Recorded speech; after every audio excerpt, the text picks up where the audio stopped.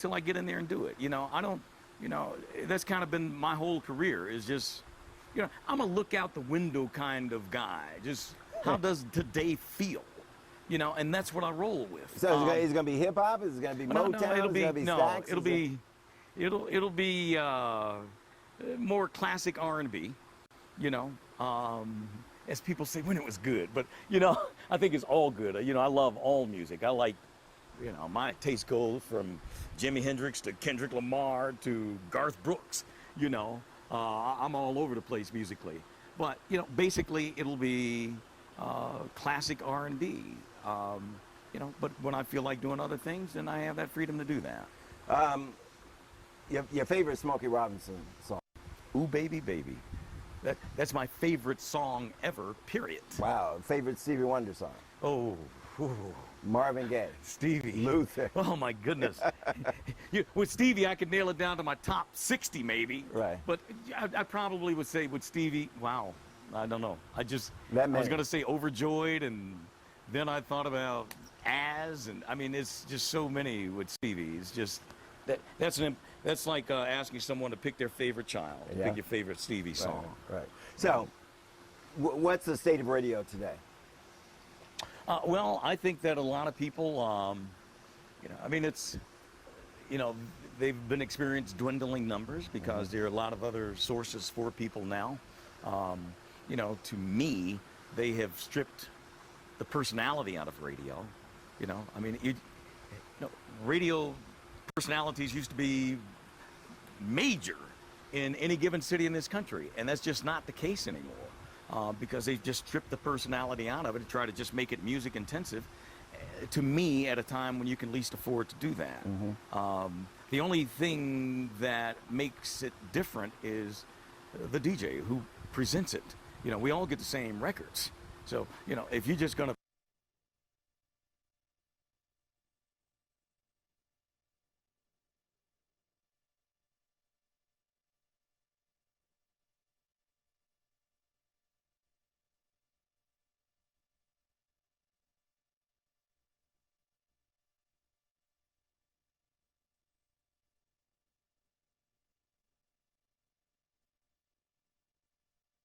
Lysol disinfectant spray kills 99.9% of bacteria on more than just the trash can.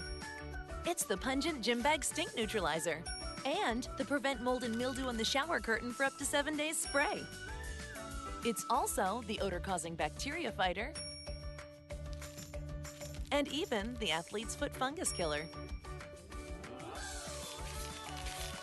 Discover more ways you can use Lysol disinfectant spray to help keep your home healthier.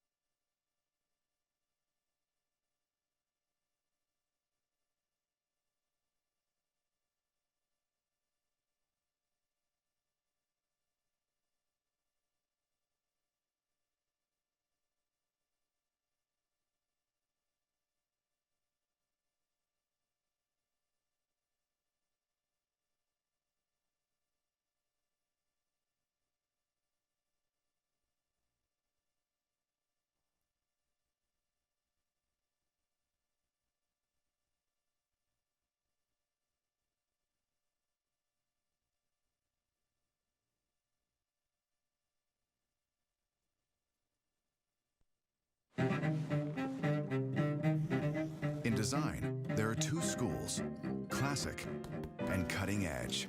With the LG G4, they become one. Engineered for innovation, designed for style. It looks and feels like a work of art, precisely because it is one. The all-new LG G4. See the great, feel the great. Buy the LG G4 for $0 down and get a G-Pad F8.0 for 99 cents at AT&T. Decor was a red candles and flowers dinner setting. In 2000, it was a white wedding theme. This is believed to be the first shot of Jen in her white strapless wedding dress the other night, a fuzzy, long lens shot. In 2000, she and Brad released an official wedding portrait. Jen posing in a floor-length white satin gown with a plunging back and matching veil by designer Lawrence Steele. Wednesday night, the music of the moment from Sia. In 2000, it was a string quartet for the arrivals, a choir for the wedding. Melissa Etheridge performed afterwards, and so did this 12-year-old Frank Sinatra impersonator. Someday, when I'm off the road. Everybody loved it. They were going, crazy for me out there. The cake in 2000 was a 6-tiered formal confection. Wednesday, they went with humor, a cake with Jen and Justin as Muppets, and the Bel Air pool was covered for dancing. In 2000, the pool was left alone. Wednesday evening ended with the trees glittering in light. Brad and Jen capped their nuptials with fireworks, some in the shape of hearts. And soon afterwards, Jen was asked the question that she will likely even face with Justin: will there be a baby? There's a room that will eventually be filled with hopefully a child, yes. Right. Oh, Brad and Jen, baby, I can see it now. Well, I'm guessing Jennifer's acting career is about the furthest thing from her mind right now, but we also have the first look at her new comedy, She's Funny That Way. Now, do you remember when everyone wanted Jen's haircut on Friends? Well, Yeah. I don't think the same thing's going to happen this time. I just think she's not quite right in her head. And that head is topped with a wig, the Rachel long gone. Look, you have to... You're fired. She's kind of pretty impatient with people's faults and their, problems. From this exclusive behind-the-scenes footage, it looks as if Jen ditched that wig when she could, listening intently to director Peter Bogdanovich. Everybody, at this point, everybody's talking at once. The film, which is due in theaters and available on demand August the 21st, is kind of a reunion. Her Marley and Me co-star Owen Wilson gets punched out by Richard Lewis, but it's Will Forte who really feels the wrath of Jen's character. Honestly, I'm getting fed up with it. In fact, I am fed up with it. I'm out of here. Taxi! And Jen and Justin's I-do's were a surprise to him. Oh, really? Oh, I didn't know that. That's great. Oh, man. Well, I was not invited, I guess. Jennifer's new husband, Justin, also has a comedy on the way that features Owen Wilson. He's shooting Zoolander 2, which Justin also wrote. He's a busy guy. Yes, very much so. All right, take a look at what we have on Monday's ET. Robin Williams, 1 year since his death. How you doing? I'm good, thanks. E.T. looks back with his son We're doing okay. and the ongoing fight for Robin's fortune. Then, Nick Jonas brings his sexy body back to prime time. It's just a lot of sweat. Kendall Jenner's rumored new man playing a gay fighter. It'll be a journey for sure. That's Monday. And still ahead, does that look like a new mom to you? How Ciara dropped 60 pounds after having her baby. Is acne forcing you to double your latte? Stop hiding your acne and fight it with prescription Onextin. Onextin treats whiteheads, blackheads, and pimples. Don't use Onextin if you have Crohn's disease or colitis, inflammation of the colon, or had colitis or severe diarrhea with past antibiotic use. Stop use if you develop severe watery or bloody diarrhea or severe abdominal cramps, as these may be fatal. Do not use if allergic to clindamycin, benzoyl peroxide, lincomycin, or any of the ingredients in Onextin. Stop use and call your doctor if you have an allergic reaction, as this can be serious. The most common side effect is skin irritation, especially if used with other acne products. Stop use and call your doctor if you have a rash or very red, burning, itchy, or swollen skin. Limit your time in the sun. Avoid tanning beds and sun lamps. So start fighting your acne with Onextin. We snap it. We stack it. We smush it. We love it. Hershey's makes it a s'more. You make it special. Hershey's is mine. Yours. Our chocolate. You can save big right now at Toyota's annual clearance event. It's the perfect time to get a great deal on our huge selection of amazing Toyotas, from the bold Camry to the versatile RAV4 to the fuel-sipping Prius. This clearance event only happens once a year and ends September 8th. Now, lease a Corolla LE for only $149 a month.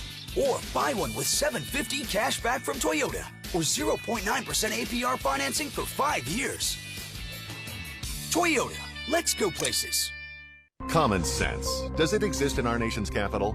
Take Washington's new ozone regulations. Ozone's down nearly 20% over the past decade. Projections say it'll continue to fall. And current ozone rules haven't even been fully implemented yet. But now Washington's trying to force through new rules that will stifle our economy and kill millions of jobs. Maybe that's why more than half the states and hundreds of mayors and elected officials oppose them.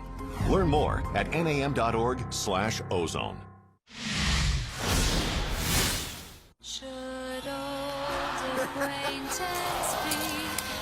This isn't just the start of school. This is the new year. Find the styles and brands for every big moment. Where? Famous Footwear. Well, time to head off into the weekend now, but we have one more thing for you before we go. We're taking you inside the shooting of Ciara's Shape magazine cover. Take a look. Bye, everybody. It's all working for Ciara. The arms, those legs, and look at that tight tummy. You'd never guess she's a relatively new mom. I gained 60 pounds during my pregnancy. She's got a new beau, Seattle Seahawks quarterback Russell Wilson, and here's how she got her bod back. I literally would train from like 5 to 6 days a week. Water, strict eating plan, 2 to 3 times a day training, and then some burgers and french fries in the middle. In a weather forecast, I look for accuracy. Tenacious Tupper talks weather. So why is accuracy in a forecast important? I got my hair done. And Tupper Shut is DC's most accurate. That's great. That's really great. And I like that. And that's part of the reason why I watch Channel 9. A pitcher who can paint the corners is known as a Rembrandt. At GMC, we get why people love that kind of precision. After all, in everything we build, that's exactly what we deliver. This is precision. This is GMC. Now during the GMC Summer Sell Down, get cash back for 20% of the MSRP on select Sierra models in stock the longest. That's over $10,000 on this Sierra. 200 years ago, I wrote a review on Apartments.com and won free rent for life. Little did they know medical advancements would double the human lifespan. Now, everyone lives in apartments, and there is no war. No war. Listen to this wise man from the future. Review your apartment on Apartments.com, and you too could be a winner. Change your apartment, change the world. What a view you've got. What a view. Do you like it? Do you enjoy the view? Get this, I was at my shop, tied up with a customer when I realized the time. I had to get to the bank before it closed, so I made a break for it. When I got out, it was almost closing time. Traffic was bad. I knew I was cutting it close. But it was okay. I use TD Bank. It's got the longest hours and stays open an extra 10 minutes every day. I'm Sid, and I bank human at TD Bank. Value City Furniture presents How to Binge Watch TV. First, enjoy family time while waiting for your favorite show to drop an entire season online. It's time. Bedtime. There you go. Next, reclaim your place on your ultimate comfort sectional from Value City Furniture. You're crying. It's the ultimate value, combining the comfort of down with the bounce back of memory foam. It'll look good as new whenever you decide to get up. Perfect. And that's how to buy the perfect piece. Good morning. Uh-oh. At Value City Furniture. The biggest deals of the year are at the Hyundai Summer Clearance Event. Clearance pricing on our entire Hyundai lineup. Get up to $5,000 in total savings with more luxury, more technology, more safety.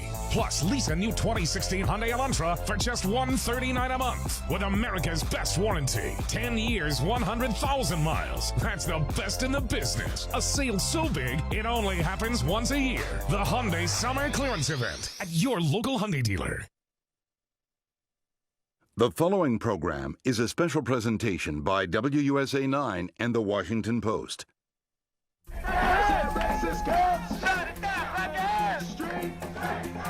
We need to talk about this. I don't feel safe in America anymore. I do feel like we do spend an awful lot of money and time and resources on the folks that aren't trying to help themselves. When it comes to race relations, we just aren't there yet. Anybody think race relations are pretty good right now, about where they should be? That few. We put a man on the moon, but we still can't get along.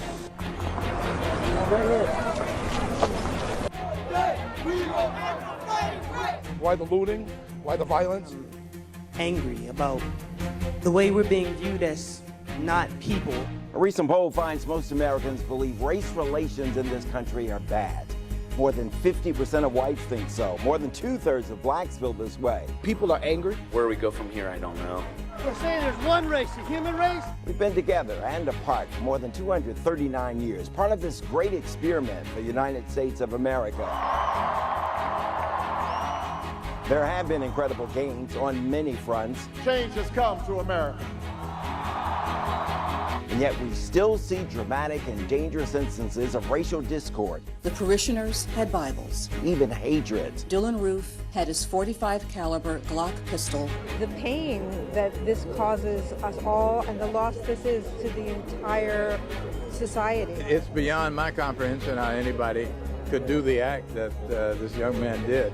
A poll shows 60% of white people are uncomfortable discussing race with somebody of another race. The number jumps to 71% for blacks. Give me a hug.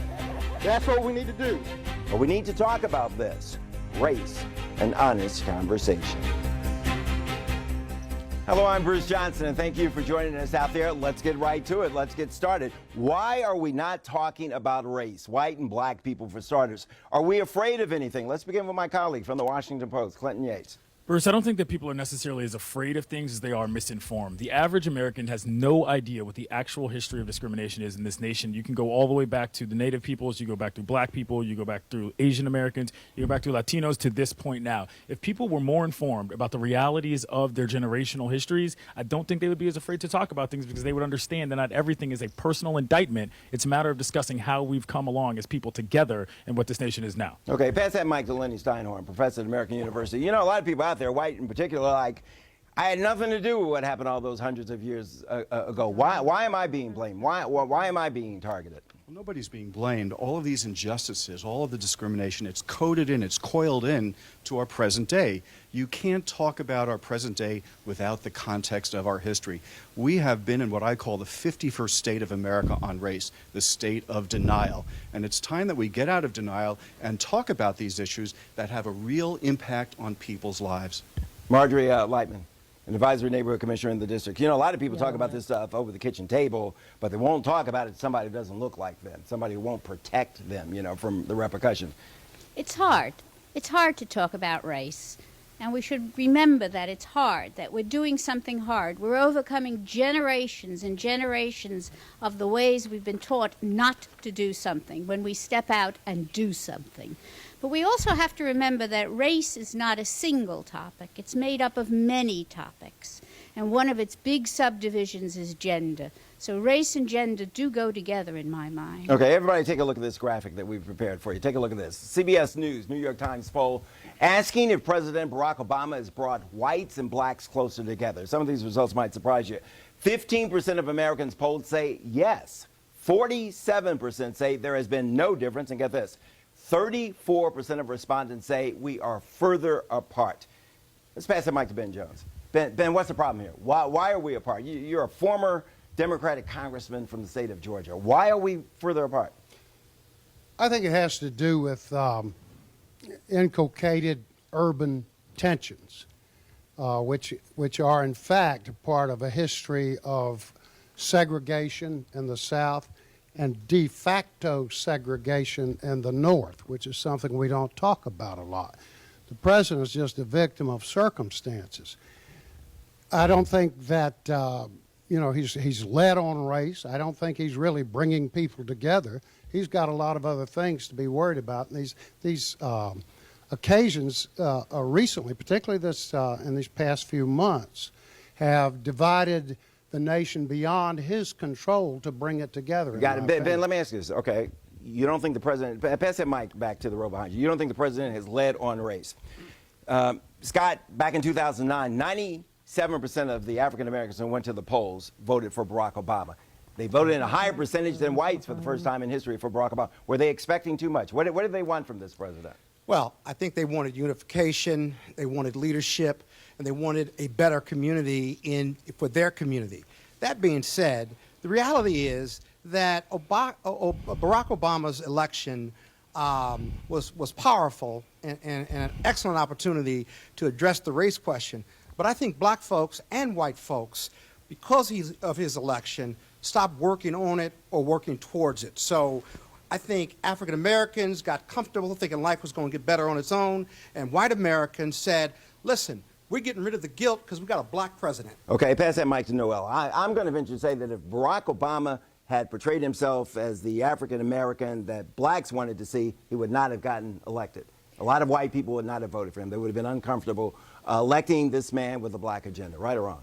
I would actually completely agree with you. I think that Barack Obama did a really good job of positioning himself in the middle on race issues, and that's caused some problems because it's allowed race riots and race issues to sort of rise. And we haven't been having this conversation that is necessary, right? And as we see with all the brutality that's been happening, it continues. Okay, pass that mic over to Chris. Yeah, but go ahead, Scott. You got the mic? Okay. That's true. But Barack Obama doesn't have to have a language or a speech to support black causes. I'm more concerned about his actions. What is his legacy of leadership in connection to black communities across this country? That's what it should be judged upon, and that's where I think he's had his challenges, because I don't think he's done enough. Okay, let's go here. Chris, you want conservative Republican? That's okay. It's quite okay. Republicans probably bad enough. Okay, Barack Obama got 43% of the white vote in the general election, okay, which means an awful lot of people, majority of the whites, did not vote for him. How are white people viewing Barack Obama now? Well, I can hardly speak for white folks, and you know, they're white Democrats, and you know the Democrats are going to tend to vote for the Democrat running for office. I think the Republican Party faces a great dilemma here right now. The party is trying to do outreach to certain communities, but there are certain folks who don't care about reaching out to those communities because they think those communities can't be won over. It's a very complicated process, but part of the reason why Barack Obama is opposition to him is seen as racist is because of his race, when in fact it's because he's a member of the other party, and we live in a very partisan society right now. I got to jump in. Go ahead. I really think we're overanalyzing this incredibly. When you have the same problems with females and having glass ceilings as you do with race and having glass ceilings, and it's because we're afraid to lose power. So whoever isn't afraid to lose power is going to create things where they make it difficult and they speak down. So Barack Obama has been a very good president, and that's the reason why this has come out. They wanted to have a problem with him. They wanted to say he didn't do a good job, but he's done an absolutely phenomenal job. And now we have to realize that maybe a black man can be a president, maybe a black man can lead, and maybe they are equal. So as the white man continues to lose power, you're going to entrench yourself down. Yeah, and I would hold on a second. I'm going to come back here. Anybody back here want to join in on this? Yes, I have a question. Okay. So give me your name. Yeah, my name is Brandon Cooper. Law student at University of Maryland. I'm also VP of 100 Black Men in Prince George's County. Okay. And this to the poll question, I think it's a false choice, you know, whether Obama has done good things or bad things, race relations. I'm with the 47% of people who think it's not a factor. I think it's more than one person. I think there's a lot of issues going back to history that need to be dealt with, and it's not going to be solved or helped by one person. Who was writing all those articles saying that it's the end of racism, the election of Barack Obama? We've reached the point that we've been trying to get to for all these years. Who wrote that? Who said that? Who bought into that? Who thought all of this that we're talking about tonight and going to be talking about was behind us? Anybody? Show of hands. Who thought those days were over? Nobody. You didn't believe it. Well, okay. Well, certainly, Bruce. Jonathan Hutto, an activist organizer in Prince George's County. I certainly didn't buy into it, and I certainly voted for Barack Obama. But I think the question and discussion not only should be about race relations, but it should be about racial justice. You know, too often we talk about racism in this country as a conversation or a discussion. The issue that we really have from decades on, the summer of '67, the parallel to the summer of 2015, is we're not getting enough justice. For the first time, we're starting to see some officers get locked up. that's a good thing, and I want to see that type of accountability continue. We're going to take that up in the next segment. Let me ask you this, okay? Barack Obama is, past the halfway point, I think, his second term. Let me ask you this. And we've got people in the streets marching, chanting, Black Lives Matter. Does that offend anybody, the slogan, Black Lives Matter? You're offended by that all the way in the back? Step up this way. Come all the way up here. Tell me who you are and why you have a problem with the slogan, Black Lives Matter. My name is Dan McHugh, and I'm from Montgomery County, Maryland, and all lives matter, not just black lives, all lives matter. And if you can't have an honest conversation about Black Lives Mattering, when over 1,600 people this year have been shot in Chicago, and over 50% of the shooting victims are African-American males. Just yesterday, 12 people were shot in Chicago. And you know what? That doesn't make national headlines, and it's hardly Can talked somebody about. respond to him why Black Lives slogan is relevant? My name is Kimry Hughes, and I'm an activist here in Washington, D.C. Black Lives Matter because when you look at what's happening, and I'll follow up with what Jonathan Hutto said, there's not been black justice. And right now, black folks are under attack. And while you may have 6 children, and you can love your children equally, but you have to love them adequately. And we have to put adequate attention to the issues that are in our black community. Trust me, I got it. Stay with me. Stay with me on this, on topic here. Black Lives Matter. Let's address that. Reverend? He's got a problem with the slogan, Black Lives Matter.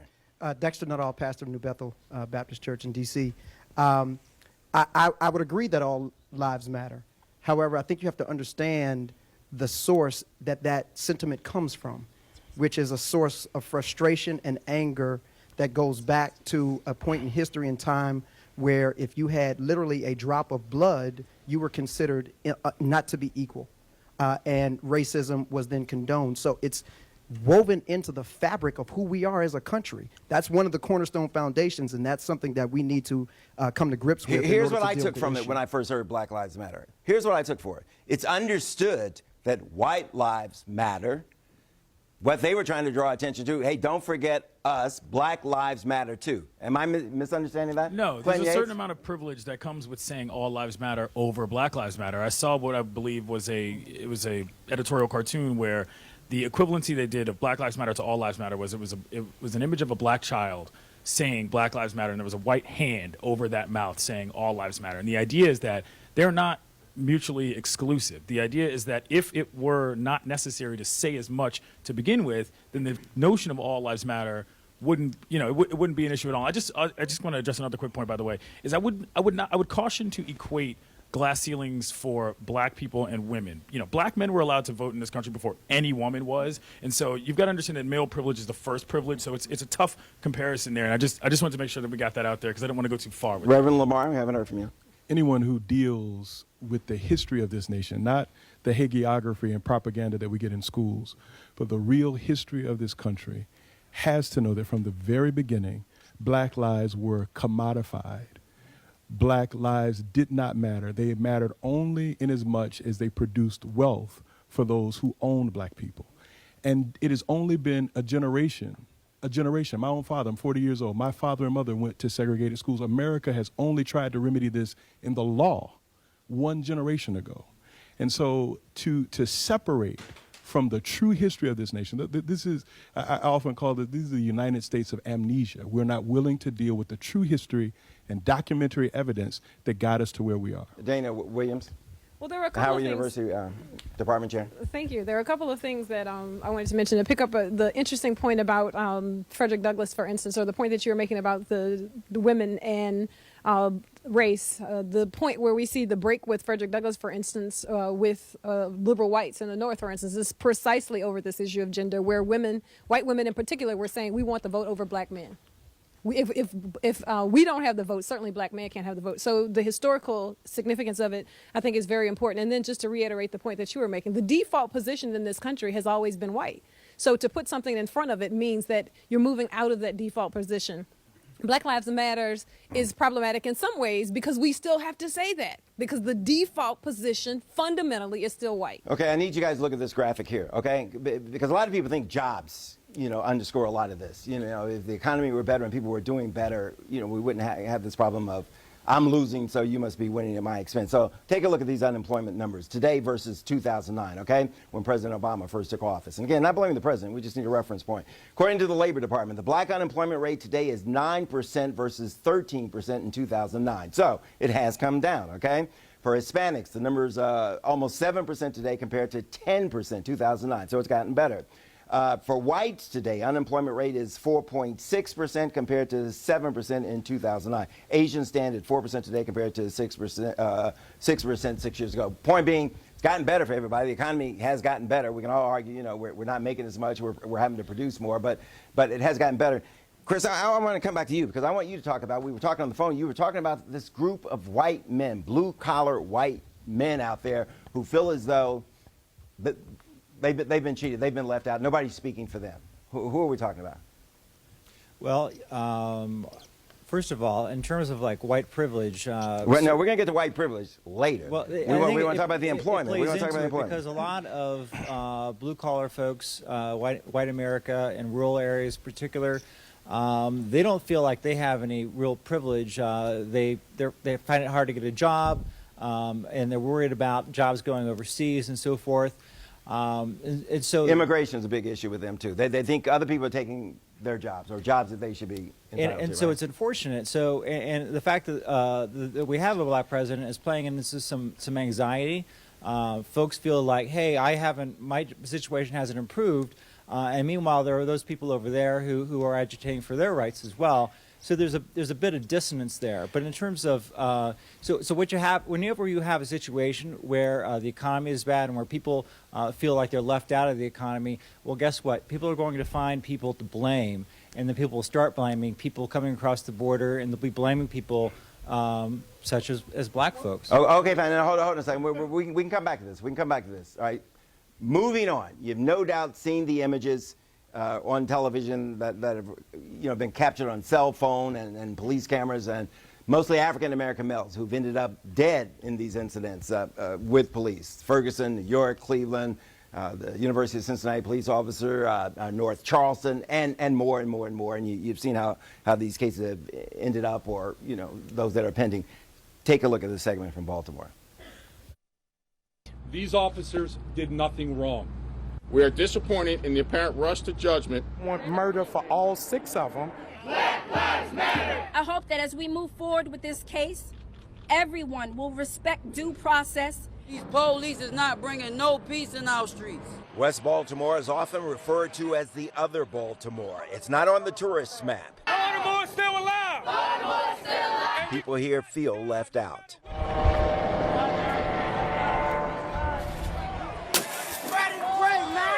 Excuse my French. F the leaders. The leaders is us right here. They don't like Baltimore police here. They look at us as a whole, so we have to categorize them as a whole. They say they have good reason, even before Freddie Gray died in police custody. They designated the area a high crime area. When they do that, you know what happens? They're now able to stop anybody for any reason they so choose. This is not something that's solved in any one day. It's something that involves a lot of work, a lot of good people, more drug treatment, intervening in the lives of young kids, doing a better job of policing our own police. I kid you not. If you have not been to West Baltimore, you do not know that part of West Baltimore. People had me go back and watch The Wire to get a better sense of what's going on there. And I was there covering, the disturbances there. I'm going to go to this gentleman over here, Michael Wood, again, who is a former Baltimore City police officer. What is zero tolerance? I understand that's what police in Baltimore were operating under. There's community policing, and then there's this zero tolerance policing. They were doing it in New York under Rudy Giuliani. What was it in Baltimore? What did it mean to you as a cop on the street? I had zero tolerance under Martin O'Malley. But what we're talking about in Freddie Gray isn't zero tolerance. We don't have that system anymore, at least not officially. What you have in Freddie Gray is an instance where you're going after somebody that is walking the streets and supposedly has a knife in his pocket that's spring assistant, and the cops stop him, go into his pocket, end up arresting him, throwing him into a metal box, tossing him around the streets, and ending up in his death. And then they will stand there on TV and they will say, we did nothing wrong. That is the epitome of white privilege, because there's not a chance that any of your kids end up in that situation. I want you to go back and tell me your experiences on the streets as a Baltimore cop. What was going on? The community gives us one story. Baltimore FOP gives us another story. Cops do what you want. We do what we want because we have overcriminalization.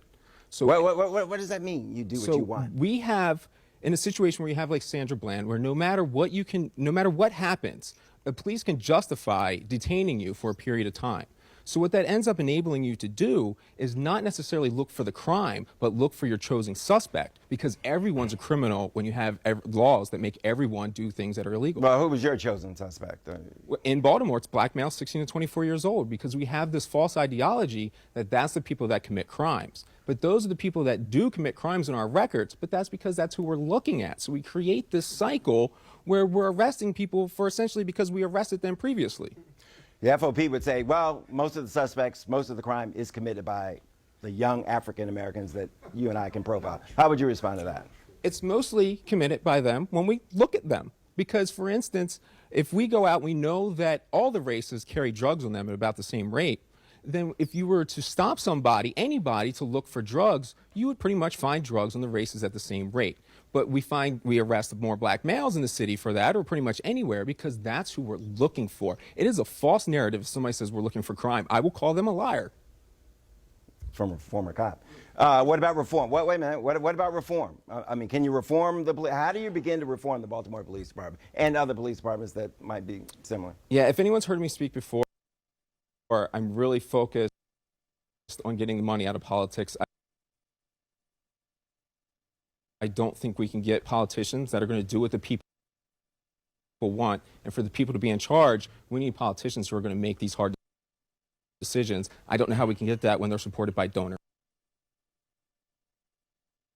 Okay, let's go to Scott Bolden over here. You represented, a lot of people opposite, the FOP. Absolutely. Weigh in on this.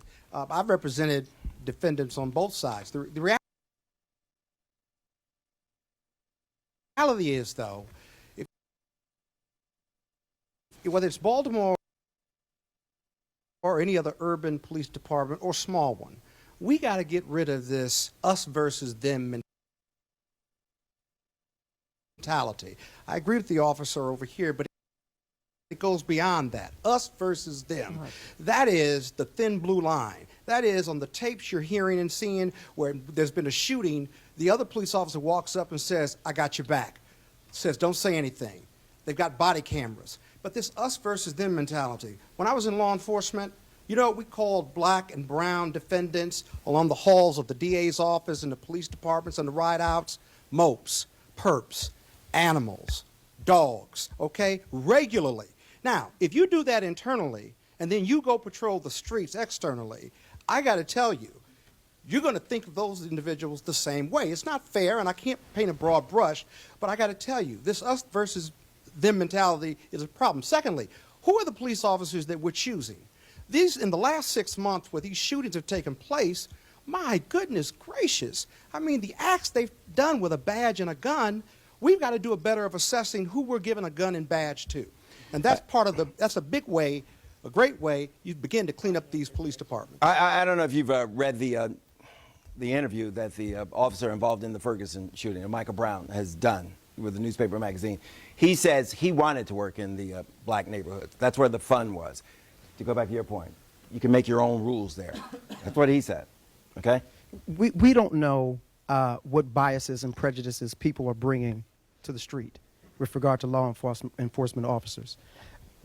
And so what we're talking about is leadership. And so last night, we had a Republican presidential candidate debate, and there was more time spent on the NWA movie commercial after a 30-second segment in which this issue and the issue of race relations was not discussed. That's the problem. We have a cancer. Organisms are killed from the inside out, and that's what's taking place in our country. Mm-hmm. Young man right here in the front. Go. Hello, my name is Jawan Chain. I attend Morehouse College. I believe that we have to wait. We can't wait for white people to fix our communities. I believe that our community organizers and the church and our politicians need to start working together now so that 30, 40 years from now, we'll have stronger relations within our community, because that's the only way that black people will advance. And I don't believe it is something that we can truly wait for another race or another culture to fix for us. The young lady right here. Hi, I'm Olivia Brand, and I'm from Baltimore City and a student of University of Maryland, and I would like to completely agree because when I saw what happened in Baltimore, I didn't see that as, I saw that as someone being killed in my home, a family member, someone from Baltimore City. I grew up Park Heights, where everyone was so focused on the CVS burning, but you can't be focused that a life was taken. And I was so shocked that my Caucasian white friends weren't saying anything about it because white silence is the killer. I believe that full-heartedly. We moved past this impromptu, but I think it's important. An interesting poll on the criminal justice system. Half of Americans polled now say that the criminal justice system in the U.S. is biased against blacks. That's up 35% from 2 years ago. Gentleman way over here in the corner. Hi, Greg from Montgomery County. I just wanted to talk about I think you're absolutely right. There's a serious problem with the administration of justice, and I think it comes back to the war on drugs and the inexplicable reason that we think as a society that we can legislate individual voluntary behavior. And if we change that, I think we'll see a lot of these problems go away. Okay, let's go to Facebook right now on this issue. Got a lot of comments. Among them, Anthony Duncan says, you let the cops of the system chip away simple rights, and soon no one will have rights. Marie Brown weighs in. She says a discussion needs to take place on how to comply with law enforcement, how to teach respect for law enforcement. It's not about equal rights, she says. There is a distinct problem with how people are behaving when they encounter a police officer, law enforcement, she says. Anybody want to weigh in on that, Lenny? Look, we can focus on law enforcement, but that is just the most toxic tip of this iceberg. Because when you go for a job and you are discriminated against, it's the same poison happening in a far more subtle form. When you go to rent an apartment or buy a home and discrimination takes place, it's the same poison. It's just more subtle than when there's a gun involved. So this is part of a larger systemic and institutional problem that we have to address. If we only focus it on law enforcement, then shame on us for not focusing on all the other issues that we have to deal with it. But we have to focus it on law enforcement because lives, black lives, do matter. And also because police officers are in a unique category. They're the only ones who have the authority, the badge and the gun to take somebody's life. And in most cases, we're going to side with them that it was justified. It's an important right that they have. I say to my friends, and I got a lot of cop friends, and if I ever need a cop, I'm calling a cop, okay, and expecting that police officer to do his or her job. But I say to them, clean up your own act. Clean it up. When you got a bad apple, figure out how to get them out. D.C.'s police chief, Kathy Lanier, says she's got bad cops that she can't get rid of. She has to put them back in their jobs. Go ahead. And it's incredibly problematic that we aren't really looking at the officer, particularly in the Sandra Bland instance. Now, black women have been sassy their whole lives. Snark is like a part of what we do. It just, and that's not to suggest at all that you got the angry black woman stereotype, you have the Jezebel stereotype, but literally what she said was, yes, the officer says, you got a problem? Is something wrong? You seem like you have attitude. She, yes, I got attitude because you pulled me over for not using a signal. So you also have to think about the fact that that officer simply couldn't figure out how to get out of that situation. He couldn't figure out how to get out. He got deeper and deeper into it and wouldn't retreat. And all he had to do was saying what, that his training should have kicked in? Yes, absolutely. Or his humanity. Right. Okay. Well, yeah, I mean, and that gets back to the point where, the pathologies of, not just privilege, but flat out supremacy rule a lot of what we're doing here. I mean, this is what we're talking about. The way that the police systems are set up in this country go back to trying to catch slaves on the street who people presumed had escaped. I mean, this is the basic fundamentals of how we set up the policing systems in this country. And so if you think about how much that sort of gets into our mentality about who's doing right and who's doing wrong, it was interesting to hear your point about you're upset about the fact that people weren't talking about, Black Lives Matter amongst these people that were running for president, but you had a problem with the NWA commercial. Listen, I learned a whole lot more from NWA about the workings on the street than I'm ever going to learn from any politician. And to me, that was as important. But we think to ourselves, well, if they're not talking about it, it's not as big of a deal, which is part of that supremacy problem that we run into. It's hard for us to use our own agency to do what we think we need to do. All right, hold on a second. Let's go to Charleston. Take a look at this. Why did you do it? According to authorities, 21-year-old Dylan Roof sat with his soon-to-be victims for an hour in a Bible study class, listening to them pray, watching them worship before gunning them down. hard, and it's hard to explain to your children. I'm mad, I'm hurt, I'm angry. I want to know why it happened. Ruth's childhood friend, Joey Meek, says he recently reconnected with Ruth. He had told me that the black people were taking over the country and that he wanted it to be segregation. In addition to 9 counts of murder, Ruth is also facing 33 federal counts, among them hate crime charges for the June massacre. This is an unfathomable and unspeakable act. We woke up today and the heart and soul of South Carolina was broken. And so we have some grieving too. And we've got some pain we have to go through. Reverend Lamar is pastor of Metropolitan AME Church here in Washington, the sister church of Mother Emanuel in Charleston. Reverend, what have you seen since this? Well, first of all, you can't take what happened in Charleston out of historical context. So that exact same church was burned down in the early 1800s when one of the members at a class meeting was trying to have an insurrection against the slave owners. And the white people in Charleston at that time were concerned because there were more Africans than whites, and they were brutal to the Africans, and they were trying to keep the Africans suppressed. What I want to say currently is that we continue to get people asking us questions, but they don't want to have the real dialogue, Bruce. They want to ask us, how's the church protecting itself? They don't want to talk about how Dylann Roof came into that space with the ideas that animated what it is that he did. And my friend here from the Republican Party, the truth of the current Republican Party, and I'm not a big fan of Democrats either, but the current Republican Party, the Southern strategy, engineered by Richard Nixon, was used to blow racial dog whistles, to rally white people, to roll back the very few legal remedies that came forth after the Civil Rights Movement. And they continue to trade on that continuously. So America needs, we must be willing to have these difficult conversations and stop with the smoke screens and the shields. We know that the narrative that is animating these spaces that continue to control black bodies, that narrative is old and it has not been broken, nor has it been challenged. It just recreates itself generation after generation. Anybody surprised? Gentleman here. Hello, my name is Sejin Choi, and I'm an intern at the White House Initiative on Asian Americans and Pacific Islanders.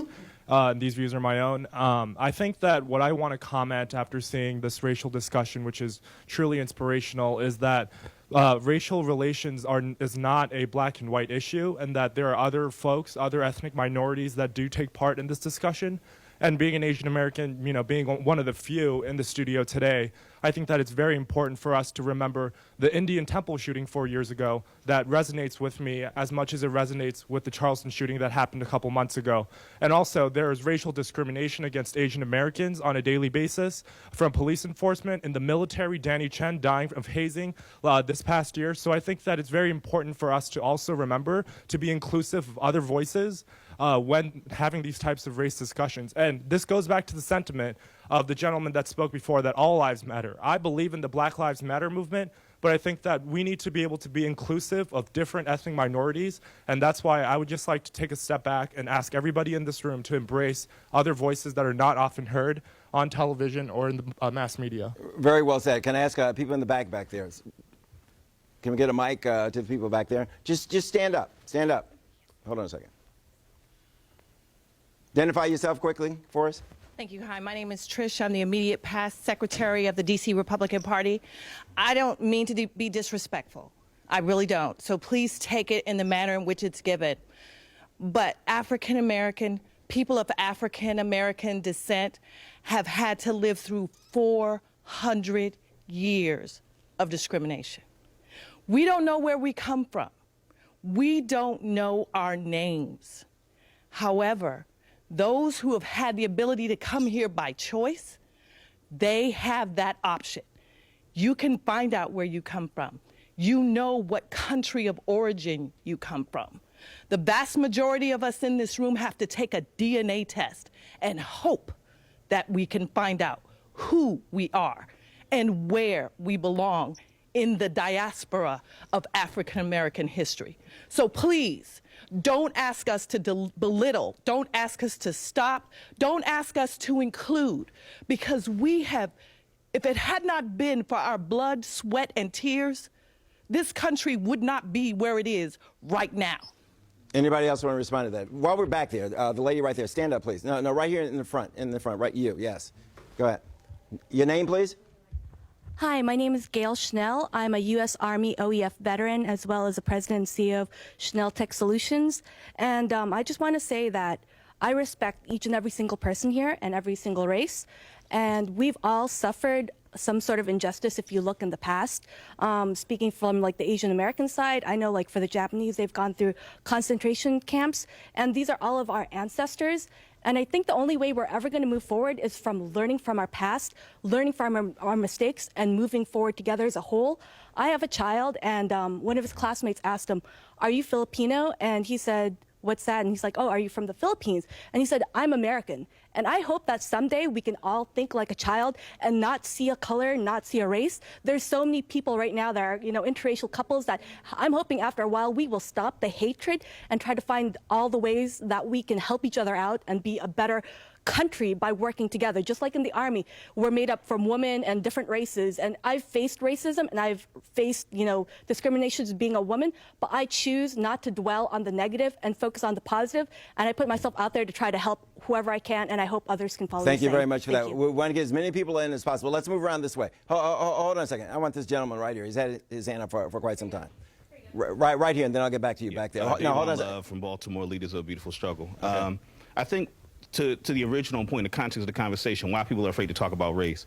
We live in a society structured on the institution of racism and white supremacy, not in terms of people's feelings about, a particular race, but we're talking about institutions that benefit financially, economically, politically from undermining the humanity of people of African descent. And I think a part of what we need to think about is when we think about the criminal justice system, it's important to know that there are industries around profiteering off the suffering and miseries of our people. And that is a substantive impetus behind what we saw in Baltimore in terms of years of the institutionalized oppression of the people in those communities. Until we deal with that, then we're not going to actually deal with the substance of the problem that's in front of us. Point well taken. We need solutions in Baltimore. I want to come right here to this gentleman right here with the glasses on. Go ahead. I just wanted to say to my friend from the White House Initiative, as coming from a fellow Asian. Hold on a second. I can't hear his mic. I need another mic on him. Another mic. Hand him another mic, please. Okay, go ahead. I just wanted to say to my friend from the White House Initiative, as a fellow Asian American, specifically a fellow mixed Asian American, I think you really needed to hear what she said, because I think a lot of the way Asian American issues are framed is, hey, we experience this too, without ever saying not on the same scope and magnitude, right? But I also wanted to speak to a second point about reforming police and law. I think when we talk about reforms, we need to talk about fundamental reforms, and not just a reform here, reform there, because I think we're in a political system that gives us left versus right, and these are useful categories, but we need to be thinking bottom versus top. All right, I got to get to the next segment, but I want to hear from the woman here because she's had her hand up for quite some time. Hi, I'm Samantha. I'm an activist from D.C. I just wanted to say really quickly, I think going back to the issues with Dylan Roof and the conversation that's brought up, I think one of the problems that I see with conversation and discourse that's come from that is that it's sort of derailed the conversation just on a personal level, because it's given people something to point to and say, no, that's racism. And that allows us to ignore the systematic and institutionalized racism that's really eroding very deeply the demographics of this country that are affected by them. And it kind of reminds me of the lesson that President Obama gave us, just because you don't use the word, Okay, exactly. Good point. We want to move on. Take a look at this piece. August 1st, Berryville, Virginia. This is when we first opened our old store. That's Ben Jones, former Democratic congressman from Georgia, but probably better known as Cooter. Y'all ain't no doubt about it. You got big trouble here. He's built a cottage industry off the character he portrayed in the early 1980s popular sitcom, The Dukes of Hazzard. Would you like your name on this too? No, I just want me to sign it? Today, Ben Jones is the owner and major attraction at Cooter's Museum and Restaurant in Sperryville. But he's also leading a charge to save the Confederate flag. We're not ashamed of our ancestors, and we're not ashamed of the symbols of their courage and their valor. His crusade recently drew a persistent line of good old boy Duke fans and defenders of the flag to Cooter's on a Saturday. This is for my grandson. When this flag has been used for hateful purposes, it's a desecration of that flag. And it has in the past. It's been misused, we know that, but so is the American flag, so is the Christian cross. They feel outnumbered, maybe even betrayed by mainstream Southerners who are now openly reconsidering the legacy of slavery and its symbols. There's so many people that died because of that flag, and just to remove it and pretend like the history didn't happen is wrong. Don't take my flag. You know, this is who I am and where I came from. It's very important to me. This is an easy target. The men who fought under this flag wasn't about defending slavery.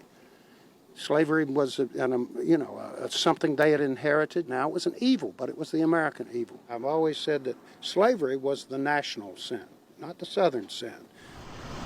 The massacre of black churchgoers in Charleston, South Carolina, by a young white man who is pictured brandishing the flag meant that flag had to go, said South Carolina's governor. That flag, while an integral part of our past, does not represent the future of our great state.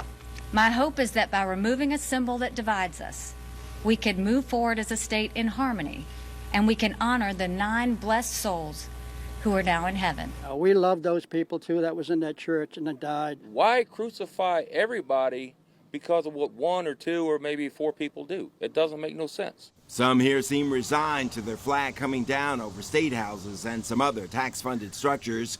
If only it would stop there. Taking the Dukes of Hazzard off cable TV merely because the Confederate flag is painted on the sitcom's famous General Lee is cultural cleansing. That's what it is. There's no other word for it. And we've got Ben Jones here in the studio because this is such an important issue. Ben, take it from there. A lot of people here, want that flag removed from public space. You don't have a problem with that. Well, it depends on the public space. I think that it is cultural cleansing. You got to remember a few things here. 70 to 80 million Americans are descended from the Confederacy. No one here got to fill out an application form when we came into this place. We didn't get to decide what color we were going to be, who our ancestors were. And in studying the turmoil of American history, I understand that indeed slavery, which was it's a lot longer than America, started in 1619. White and black bondsmen came into Jamestown under the English flag from 1619 till 1776, under the American flag from 1776 until 1865. Those men thought that they were doing the right thing, and Lincoln in his first inaugural address makes it clear he has no problem with slavery. Now, that's a tough thing for people to get around, but if we really study history, we have to understand, first of all, the debt we owe to the African Americans, and I think that's clear. They did not, after 1865, have the same starting line as everybody else. But if we're going to move ahead, we have to find things, as Dr. King said. He had a dream that someday on the red hills of Georgia, the sons of former slaves and the sons of former slave owners would dine together at the table of brotherhood. We can't do these divisive things, making these broad brush characterizations of all of us, but a question without a reaction. I got you. A question. Let's deal number one with the State House, taxpayer-funded structures. Those are different arguments, and they should be taken on their merits. There had been a compromise in South Carolina that removed it from the Capitol Dome where it should not have been, put it at a Confederate monument. That deal is done, and yet, and I think folks here understand what I'm saying, every Confederate monument, every Confederate statue, every Confederate flag, every cemetery is now on a list. And there's, throughout this country, every day, it may not show up on the media, but our flags are being threatened, our heritage is being threatened, and we did not and bring we're this going to get on. into that. We're going to get into that. I want to split this up a little bit. Let's talk about the Confederate flag flying over public, and when I say public, I mean taxpayer-funded structures, buildings, poles, whatever. Young man here from Sperryville. I believe the Confederate flag, it represents heritage. It's our heritage, and we're proud of it. We're not proud of what happened as far as the slavery. I do believe that is completely wrong, and that should never have happened. But attacking our personal property... Hold on, I want to get another mic because we need to hear this. Get him a good mic. Thank you. Go ahead. I do not believe that slavery was a good thing, and I believe that this Confederate flag represents our heritage. Now, attacking our private property in what's on our vehicles, Which is happening. These Yes, are which stories is I heard when I happening was right in Spring. now. Yeah. And there was a gentleman on a street bike in Georgia, and there was a gentleman flying a flag on the back of his pickup truck. The gentleman on the street bike was African American, and he drove up beside this truck, jumped off of his street bike, and tore this flag off his truck and ended up dying. Now, I do not want to see this happen. This is very upsetting to me, and the fact that they're coming to our private property to take what is ours down, that is our heritage. Can everybody agree that if he wants to fly the Confederate flag on his private property, that's his business? No. All right, come around this way. Come around this way. Marjorie Lightman, you disagree? Go ahead. First of all, I want to know what is the heritage that this flag represents? What is the Southern heritage distinct from the American heritage when you separate out the issue of slavery? What did the Confederacy do that was so distinct if it wasn't a slave state? Slavery existed in every state in this country. It existed in every colony before that. Slavery, and if you'll read the book, The Half Has Never Been Told by Edward Baptist, you will come to understand, it built the American economy. It built Wall Street. Read the book Complicity by the editors of the Hartford Courant. That established that it was a Northern enterprise. What it was a bunch of people who went out in their time to defend their rights, what they felt were being threatened in that system. And Bruce, if you want to fight the Civil War here, no. Well, you're saying stupid things. I'm not saying stupid You things. are. at all. Nobody- I'm expressing an opinion. But Ben, let me Can say I this. express an opinion? If you read the documents of secession from the southern states, I know the one you're talking about, all of the Alexander Stephens. No, not just the vice president of the Confederacy speech, but the states as they seceded, they were clear that it was about nothing other than slavery. It was clearly about slavery, and it was their determination. They wrote it themselves, that their culture was dependent upon slavery. And the eradication of slavery was the eradication of their culture and their property and all that they understood. Let's go to themselves Noel be. back here. Noel, you want to weigh in on this?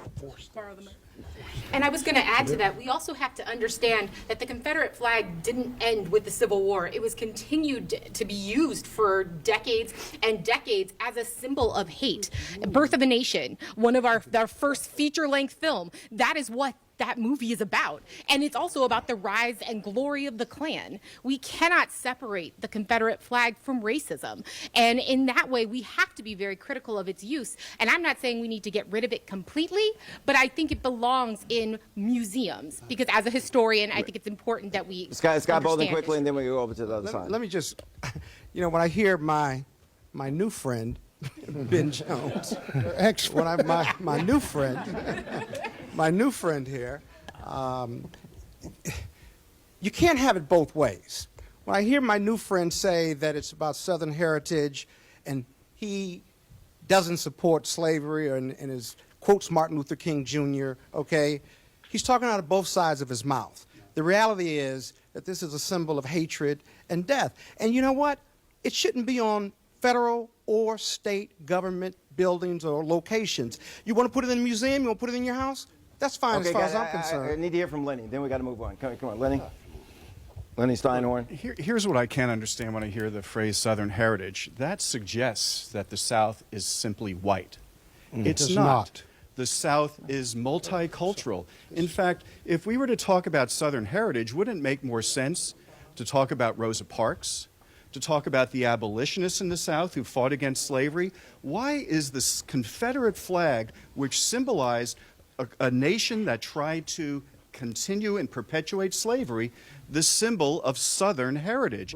That doesn't make any sense to me. We got to move. I mean, I think there's more to be said here, though, which is the basic historical lesson, which was that the Confederacy was not some part of America. It was trying to leave America. I mean, and that's to be understood here. So when you just sort of subsume one into the other in a historical context, that's ahistorical. That's false. You know, and when you talk about atonement, I believe that there are a lot of people that do believe there is some concept of cultural heritage around shows like the one you were on, shows that I watched as a kid, in which that visual symbol means something different. But if you're going to go with atonement, ask the people whom were most affected. You don't get to just make the rules of your own atonement if you really actually care. You go to Germany, you don't see symbols like that about things like that because, well, I mean, there's a comparison from a symbolism standpoint. That's what I'm saying. From a symbolism standpoint. You can say that about the American flag too. Ask the American Indians. I'm not disagreeing with that. Ask the American Indians who If you're going to take atonement seriously, I need your attention for a second here. We know that an awful lot of times some of the best comedians can say some of the things and get a laugh that we can't say to one another about this issue. Take a look at this tape. God, I love being white. I really do. Seriously, if you're not white, you're missing out. Here's how great it is to be white. I could get in a time machine and go to any time, and it would be f***ing awesome when I get there. That is exclusively a white privilege. Black people can't f*** with time machines. A black guy in a time machine is like, hey, anything before 1980? No, thank you. I don't want to go. But I can go to any time. The year 2? I don't even know what's happening then. But I know when I get there, welcome, we have a table right here for you, sir. Thank you. Now, you watch the TV, you watch like 60 Minutes, and you see white people pissed off, man. Mad, the white man thinks he's losing the country. You watch the news like, we're losing everything. If y'all losing, who's winning? It ain't us. There ain't a white man in this room that would change places with me. None of you. None of you would change places with me, and I'm rich.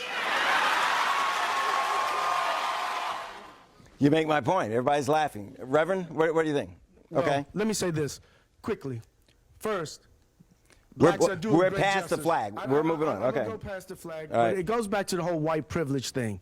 And that's the deal. When you looked at the film that you showed earlier about Rolfe, Dallin Rolfe, it was white privilege that he had when they took him to get a sandwich after they arrested him. But when you arrest a black person, they're getting handcuffed, hog-tied, and everything. So white privilege exists. And so when you talk about this idea that we'll do justice, until white people speak up truthfully and say reparations for blacks in America, because everybody that's been wronged in America has had reparations, and the white privilege that they have when you lock up our people and you don't treat them like all right, you Kimmy, do thanks. the Let's go to Texas the gentleman. Wait, I bikers. haven't heard from the gentleman right here with the hat on. So my name's Alec. I'm a incoming law student at UMD. Okay. So white privilege is very real. And here's the thing. Louis C.K. said you can get in a time machine and go anywhere. Today, I can go anywhere on this planet, whether I'm pulled over by a cop, whether it's an apartment store, whether I'm walking down the street in a hoodie and an iced tea. I can go anywhere. I know that I'm going to be fine. Other people cannot do that. And that's what's important to understand. If you are black in this country, if you're Latino in this country, if you are not white, if you're not a man in this country, crazy things can happen to you. And that's the epitome of white privilege, is that I can do what I want and I'm going to be okay. And that can't always be said if you're not white. I love what happens when we start talking to one another. Aaron, one of our really talented producers here, told me a story when we were rehearsing about a conversation she had with a black female colleague. Aaron, tell us about that conversation. Hi, I was shopping and relaying this story to a black coworker, and I was kind of puzzled as to why I was in sort of a fancy upscale Bethesda store and no one talked to me, no one said, hi, how are you doing? No one greeted me. And my black coworker's response was, well, they don't think you're going to steal. If I walk into the same store, they're going to be like, hi, how you doing? Let me help you with this. They kind of tail them. And it never occurred to me that would happen. I just thought it was bad customer service and not, someone profiling shoppers. Okay, show of hands here. How many people are followed going into a store? How many people? Okay, let's see. Well, whatever. If you followed, you followed. You know what it is. Okay, let's see a show of hands. The white gentleman in the back here has been followed. Talk to me. Stand up. Oh, he needs a mic. I need to get a mic over there to you. Why do you suppose they were following you? Well, it was Christmas time, and I was going to a Toys for Tots party, and I wanted to get a toy. So I went to Toys R Us, and probably because I'm a man walking around a toy store and I don't have a wedding ring on, I didn't have any kids with me, and I was kind of like reminiscing You were about like, scary going through the looking. toy aisles, and because I hadn't been to Toys R Us in a long time. Okay. And one of the guys came up to me and said, "Excuse me, sir, can I help you?" Like Okay. gave me a dirty look. Okay, I like, got it. I want to move. I want to Yeah. move. Come here. So- Young lady right here. Right here. What about my colleague here? You want to talk? Go ahead. You got the mic. Well, and I think that's the point, though. He was followed in the toy store because he looked out of place in the toy store, and we see people of color get followed in stores because people inherently assume that they're out of place. Why they couldn't be shopping in here? They must be stealing, and that's racism. I got to ask you guys, okay, because we're running out of time here in terms of the broadcast. Solutions. Where do we go from here? We have to leave here, having moved the ball down the field a little bit. Let me start with you. What do you think? It dovetails well, I think, with the conversation that the part of the conversation that we were just having. One solution is to think about it in the context of what that comedian said in terms of no matter what time I go, wherever I go back, that's just absolutely not true. It's not true. If you go back far enough, if you go back to classical Africa, you don't exist.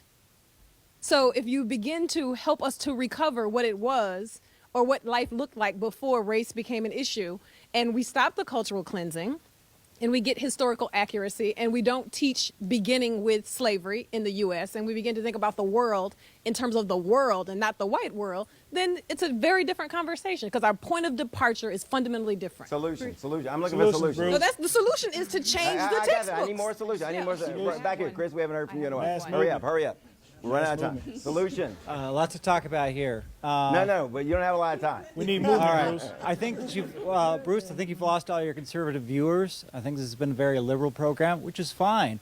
I think it's great when liberals talk to each other. However, if you want to shut down conservatives so they shut you off, they don't listen to you, talk about white supremacy, white privilege, etc. If a lot of conservative, a lot of conservative whites out there don't even think that racism even exists. You got to go baby steps here, right? So that's let him finish. yeah. So that's a big problem. So that's the first step. You want people to listen. You want to have a conversation with them, and so you've got to also. You're trying to get the Republican Party to expand. What are you saying to your colleagues in the Republican Party to expand? Oh boy, to include minorities. Yeah, it's a big problem because right now Donald Trump is tapping into a situation here. They don't want to hear you tell me what you're saying to them about expanding, and including They minorities. don't want to hear it. A lot of it, yes. Okay. And it's a difficult thing for a lot of people to hear. Okay. We have run out of time. An incredible conversation. We're going to continue it online. I'd like to thank all of you, and we certainly would like to thank all of you out there. Thanks for joining us, and we'll do this again sometime. I'm Bruce Johnson. Have a good night.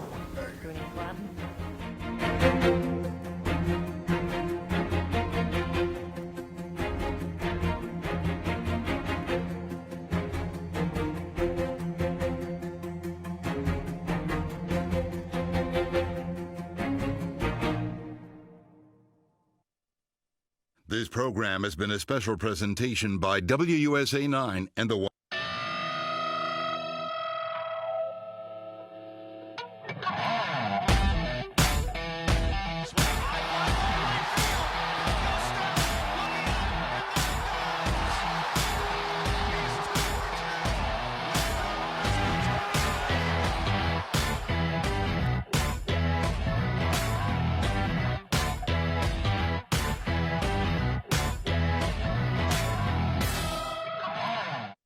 It's a golden opportunity to discover the leading-edge connectivity of the Lexus ES.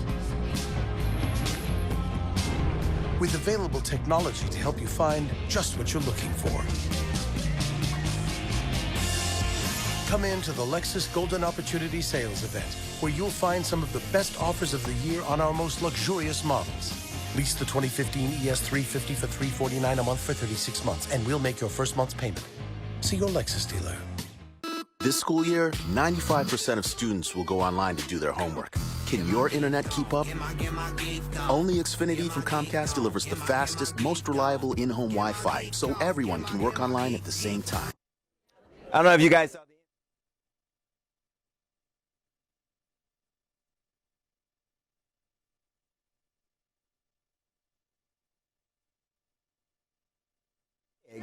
But, you know, it's still, yeah.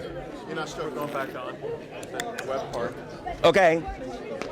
Okay, look, everybody who claims they had a lot more to say, now's your chance. Hold on a second. So what are we not on air now, but we're on? No, we're online, which, you know, say when we're back on.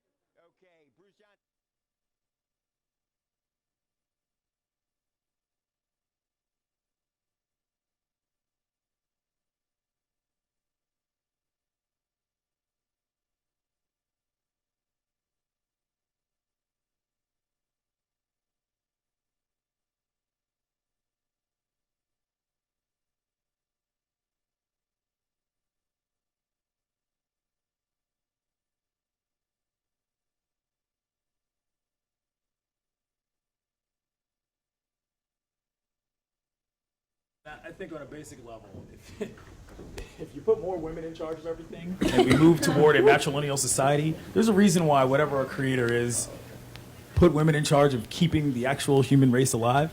And I think that if you move toward some situation where it's not just a bunch of dudes, let's look at what happened in the GOP debate yesterday. A bunch of guys just standing on stage. Hey, we might see some actual improvement. There's a reason why people trust their mothers. And there's a reason why people feel safer around women. I'm telling you on a larger level. If you change the way, the fact that guys run everything, you probably will find some pretty basic change. Wait, let's go back. Scott, no, I'm sorry. You know, you talk about, there's no question there's white privilege, but there's also big privilege. Women are by and large smaller than men. And I'm a white woman. I'm a white woman who men tend to respect. But when a policeman pulls me over, and he's a big, burly guy, the impact of fear is very real. So it's not just the privilege of being white. It's the privilege of being male, big, and white. Testing 1 2. Testing 1 2. And I Okay. think that power Another mic. Testing 1 2. has a lot to do with the intimidation that's practiced routinely. Because I hear somebody bleeding through. So we got audio problems here. I hear Mike's bleeding through back here. Could you pass the mic back to Lenny? Lenny, go ahead. You know, the white privilege is real, but I think there's a framing problem with that concept. Because if you tell some white working class family that they have privilege when they've had to climb uphill and work hard and play by the rules, they don't think they've had privilege. So what we have to do is translate that concept into what it really means, which is that society has created an uneven playing field for 13% of this country at least, that the hill that that 13% has to climb is far steeper. Let's not place it in the context of white people having privilege when they are struggling hard to make ends meet. You will lose people in that conversation if you frame it that way. Which brings us to Chris's point. Well, but it doesn't mean that the privilege doesn't exist, but it's how you frame the conversation and bring people into the solution rather than potentially turn them away. My experience is when you put labels on things, you tend to marginalize The people. easy way to Playing explain the it- race card. They used to use that all the time, The easy- which ended the conversation about race. Go ahead. Sorry, the easy way to explain it is, just because you are white does not mean you will not be on hard times. It means that you will not be on hard times because you are white. I mean, that's what it comes down to. I mean, it doesn't mean that you are not, it is not possible for it to happen. It means the reason why it will happen will not be related to simply what you look One like of your when you came hurdles out of the womb. is not fair, right? And that's the most basic example I can Okay. provide.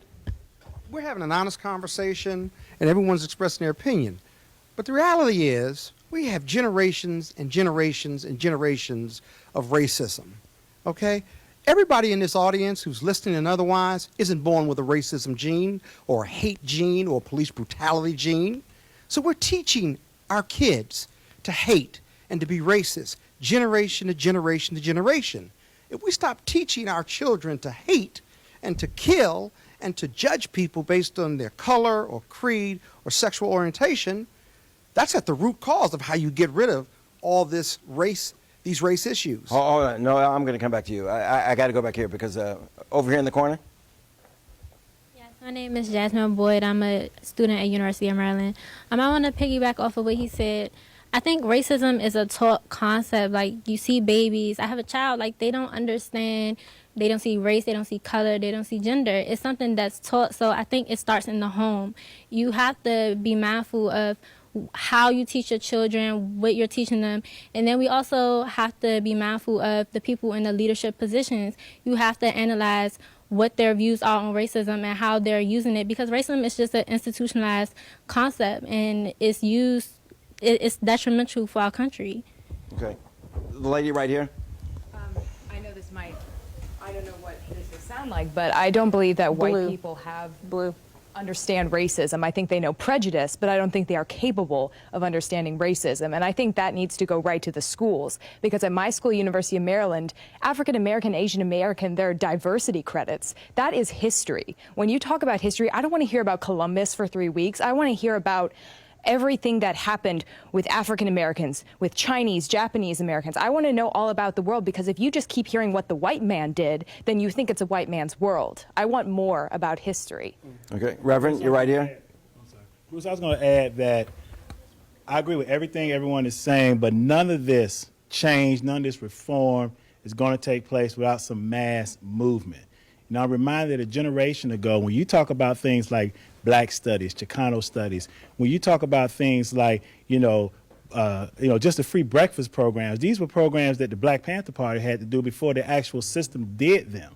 So until we get some mass movement, men and women not looking to politicians, not looking to institutions, not looking to so-called leaders, looking within themselves, common men and women of all races, build a mass movement and putting that kind of pressure upon the system, that's what's going to bring about the change. And even if it's radical change, even if it's radical movement, Bruce, like what we saw in Baltimore, even if it's unstructured, that type of movement, I'm not sanctioning it, but I'm saying it definitely shakes and rattles the system and brings about the kind of attention that we need. Well, let's see what happens after West Baltimore, okay? Let's see how that place has changed. Let's see how that place has changed in the next 10, 20 years, because it hasn't changed in the past 20. It's still 10, 20 people deep, on any street corner. I want you guys to pause for a minute. I want you to listen to this group of young African-American people that I talked to that Kimmery put together for us. I live in a neighborhood where there aren't really many white people, but they're starting to move in, and we don't really have problems with them. But I know in different areas, like when I go to Williamsburg, to like Busch Gardens and stuff, there's like certain looks that you get. The unemployment rate of black people should not be twice as that of white people's. I mean, it's not necessarily that I have a hatred for white people because of that, but I just feel that it's not right. And because we are in a country that promotes equality and freedom and independence and working, I feel like instead of it being a great society, it's more of a decadent society. How many people in this room are convinced that you can be all you want to be? Anything you want to be? Raise your hands. I get that from, the positive people that I have in my life, like my parents, my grandparents, all the people who are in my corner to tell me.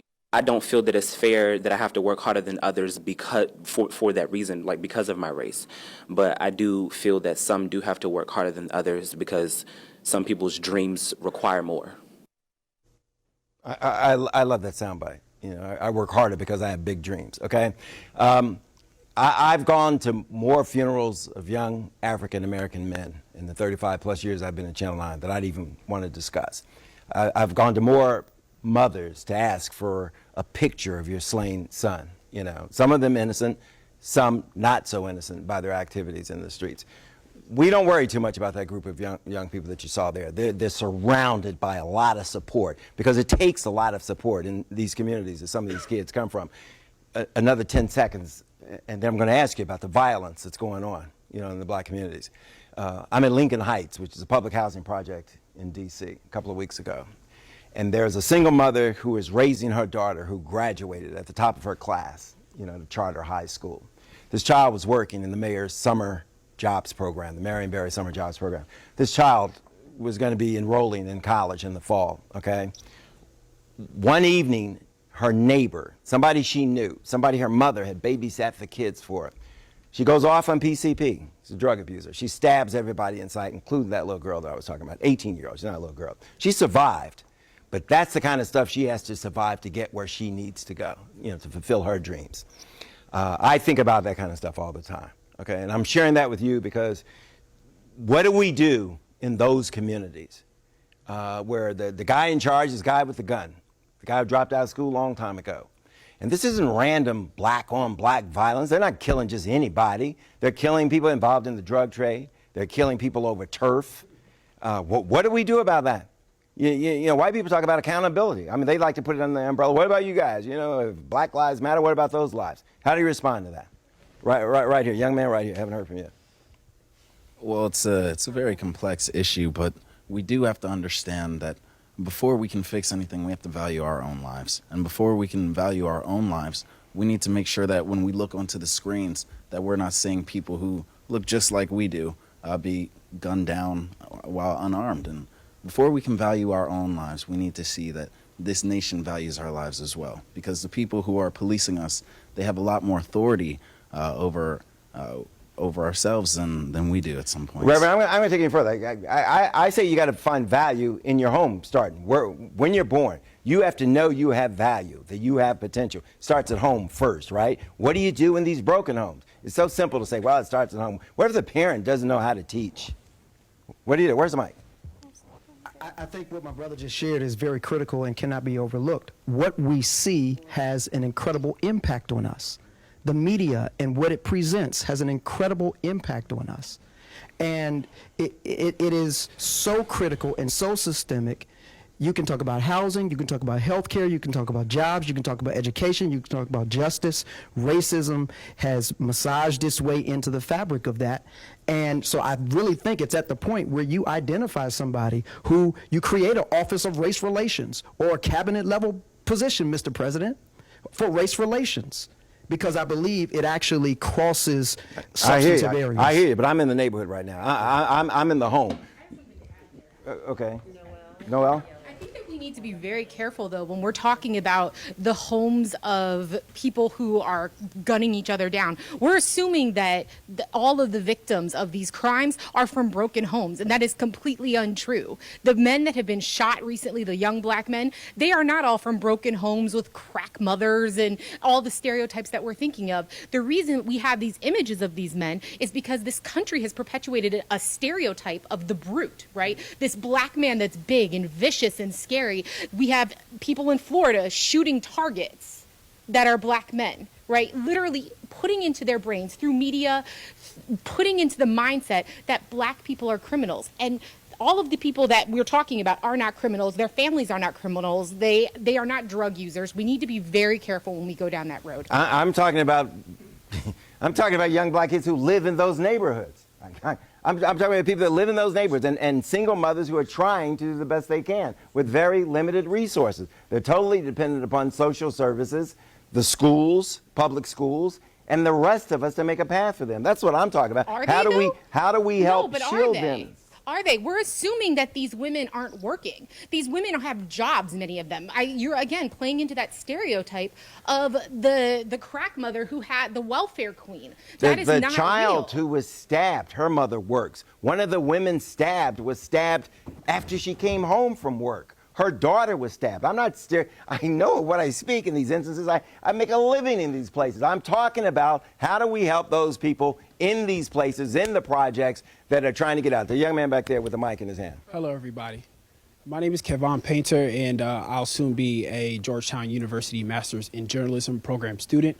And one organization that I love is called Cure Violence. They look at violence in communities not to be something to be responded with law enforcement like we see today, but instead they see it as a mental health issue, as a trauma issue. And Cure Violence is in Baltimore City, where they've been able to, in some neighborhoods, lower the crime rate as low as 30% because of their presence. And I have a personal friend who's now going through some mental health battles. And these are very, very recent battles, you know, so I've grown up with him. I'm 23, you know, and he's only come about this mental health issues in the past couple years. I fear for his life. And it's sad to see that mental health is not at the forefront of like many of our conversation. Instead, capitalism makes mental health inaccessible. But you look at that mental health issue, okay? You know what happens to that kid, the mental health kid, you know, in a lot of schools, he gets expelled. time and time again. Then he's on the streets. Eventually he gets arrested. We find him in the jails. You're getting to the point I'm trying to make. Reverend, you're shaking your head. I think that the church is an untapped and forgotten about resource. When we consider some of the advancement that has taken place in our communities and in our families, certainly as relates to the African American community, it has been the church. And I think that some of us have gotten quite comfortable. We are very comfortable in the places to come into the city and do our philanthropic measures as if we are patting ourselves on the back. But this is real life.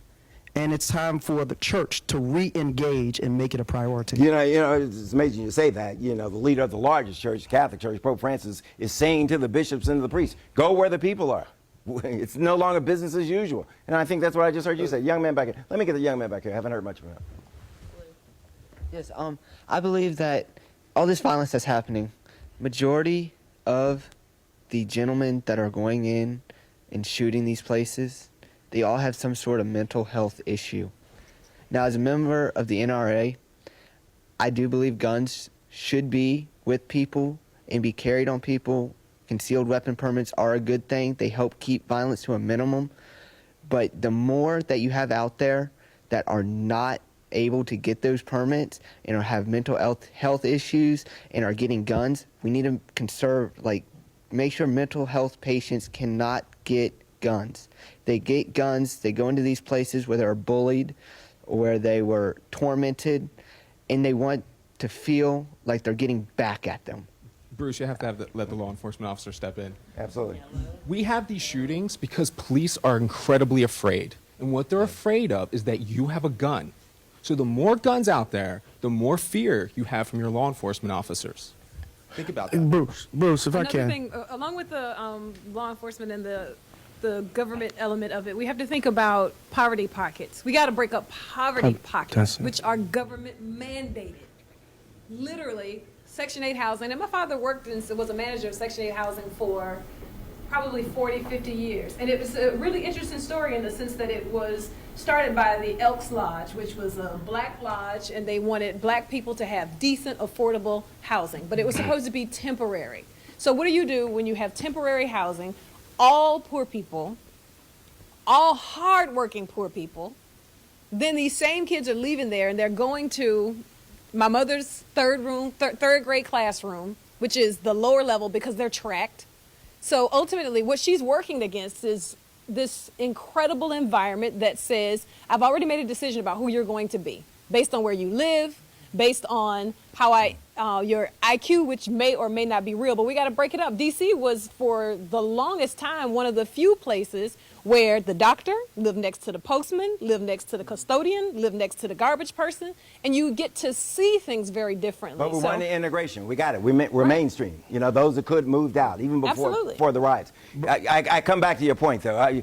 Anybody know what the graduation rate is for DC public schools for African Americans? 46%. 46.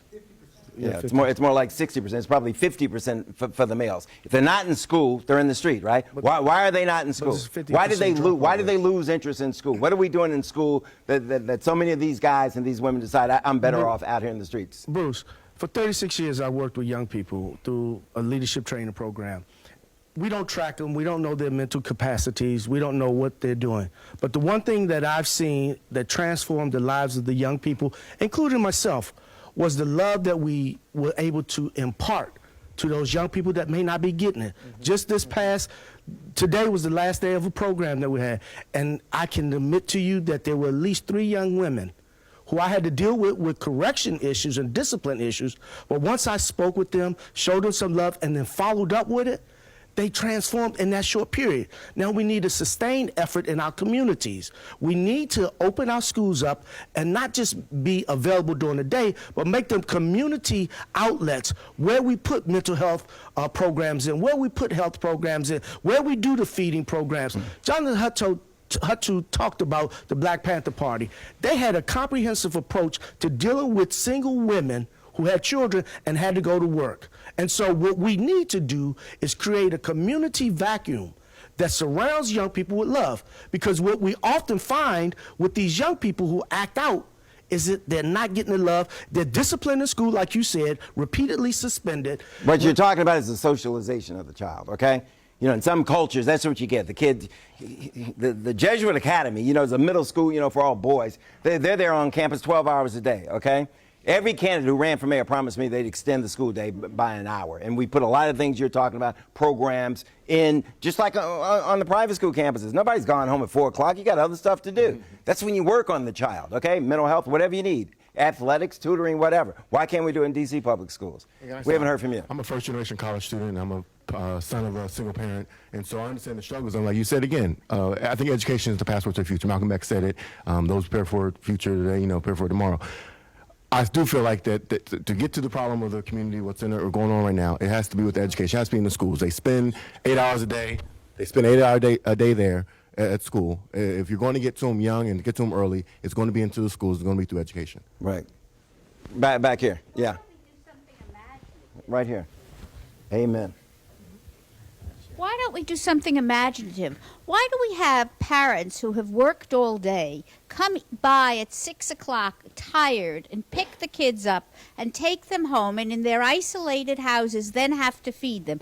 Why aren't we running whole dinner programs in schools and inviting parents and children to have dinner together in communal settings? And once you get them there, that's when you put those parenting skills that they don't have. Oh, Lenny? Can I just say this right quickly? Sure. This is starting to sound way too much like blaming black people for their own problems and what they can't get their own houses in order to gather for. The bottom line is that the war on drugs eliminated an entire generation of young black males because people were more focused on putting them in jail rather than they were in putting them in school. So if you want to know where that broke down, it was that generation. All right, the generation that many people in this crowd are from, if you have kids that are probably 5 to 10 years younger than I am. That generation of people who simply decided it wasn't that important because they were getting theirs and moving out to PG County, if you will. So when you've got a higher rate of people that are getting arrested than are graduating from high school, then you've clearly indicated that your priority on what you're doing is simply not educating anybody. And if you want to consider that the big priority, that's fine. But I don't really... It's not that cool to just sit here and blame everybody in their own house for what's going wrong when there are legitimate institutional issues. I can't speak for anybody else. I'm not blaming. I'm saying give them some help. Behind bars and prevent them from having freedom and breaking up generations of families. I was going to say, one of the really interesting books that I've read on this is Michelle Alexander's The New Jim Crow, which is talking about this exact issue, which is that the criminalization of black youth basically makes it so that they are never able to achieve full citizenship in this country. Because once you have become a criminal, right, you're not allowed to vote, you're not allowed to do all sorts of things that allow you to truly engage civically. And this causes a spiral. You have a problem getting a job, and it's causing a cycle. We need to look at the criminal justice system. Right. All right, Lenny? I'm going to come back here. I'll come back here. You know, I think when we apply the mental health model, we have to apply it at a social level, not just an individual level. And a society that says to a whole group of people that we don't believe in you is going to create issues throughout that society. And this society has said we don't believe in you for generations. It goes before the war on drugs. The sad story of the post-World War II era is when you had African Americans coming up north to work in the factories to be able to sustain our war effort industrially. What happened? The minute white GIs came back, the black workers were out of jobs. And the first time I could find the word underclass was by the secretary of the NAACP, Herbert Hill, in 1964, when you were beginning to see pathologies based on the problems of unemployment and a society that doesn't give people hope and does not believe in them. So we have to relearn our vocabulary as educators, as political leaders, as people in religious institutions, everywhere, as business leaders, saying, we believe in your potential. That will enable people to believe in themselves a lot better. Okay, Clinton brought it up. Michael, let me ask you about this war on drugs. Okay, you were part of the Army, part of the troops that were sent out there. You look back on it, you've had time to reflect. I mean, what were you doing? Was it a waste of time? Absolutely. Were you a pawn in this? It's an absolute complete waste of time. I'm ashamed that I took part in it. The war on drugs would solve half of our problems with uses of forces overnight if we would just stop it and handle things appropriately and figure out what our goals are. For if your goal is to stop marijuana use in juveniles, we know from Portugal and Colorado that you legalize it and regulate it. But we think we're going to throw them in jail and that's going to solve a problem. So we're spending $47,000 to make sure that someone doesn't have bootstraps instead of maybe spending $47,000 so they have some bootstraps to pick themselves up. And I saw a stat that says, what, roughly 60% of all the felons in prison in Maryland come from West Baltimore or something. It was that there are neighborhoods where the entire neighborhood has a family member that sure. is in prison for a non-violent drug offense. That's the I'm sure problem. D.C. has something quite similar to that.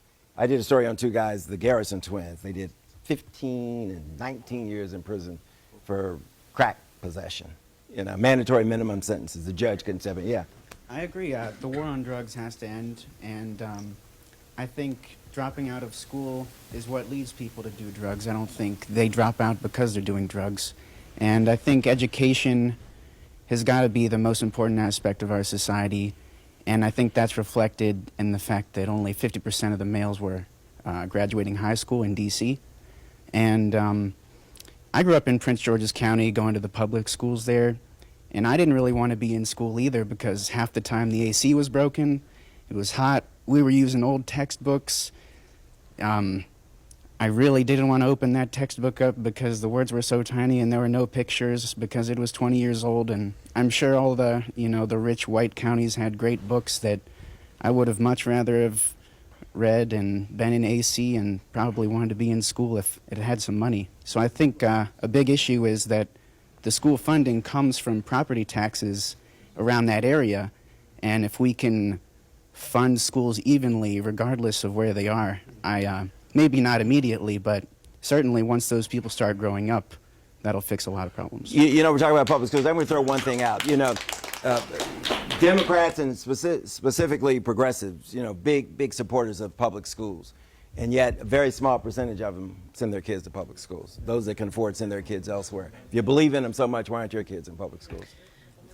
And the school-to-prison pipeline is another issue that kind of ties all of this together, what we're talking about, education and the justice system. And you were talking about this a little bit earlier, is that when there are more police officers in schools, not just security guards, but armed police, and there are metal detectors, and students are criminalized when they're young, they're below 18, and they're not just suspended, but they're arrested for things when they're children.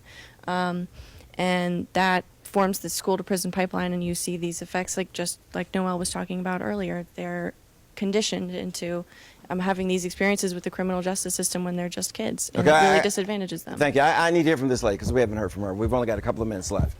My name's Brenda, and I work in the field of health sciences. And I just want to add to that point, I feel like the reason that a lot of kids maybe are sent to prison, like in this school to prison pipeline, is because they don't have role models that represent them. And so I think that one of the big issues is to have role models that understand these people and sort of know where they're coming from so that maybe they're not turned to that sort of avenue so young. Thank you very much. Oh, over here. We haven't heard from the lady over here. Yes. I just wanted to comment, there is something to be said about faith-based initiatives. There is currently a Little Lights ministry run by a Korean gentleman and his family right in the heart of an African-American community. They have been so inculcated into that into that community, actually providing tutoring and various other supports like that, but they live there. That these little Korean kids among all of these African-American children are actually saying, I want to be like them. How come my color's not like them? So there's much to be said about if you actually take the initiative to say, I will come and live and actually be a part of your community, we can make a change. And this is a Korean family in the middle of, an African-American community. So it's not about race, it's about, hey, I love this community, I have a passion to serve, and that's where I'm going to make a difference. Let me go all the way in the back. Kay Pearson, let me get a comment from you. We haven't heard from you all night. Kay Pearson. I work with a United Planning Organization, though my views are my own.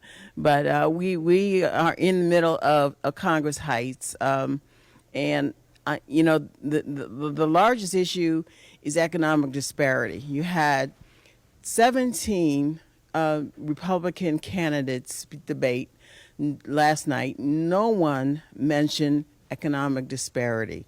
People rioted in Baltimore, and you could feel the tension even in Southeast.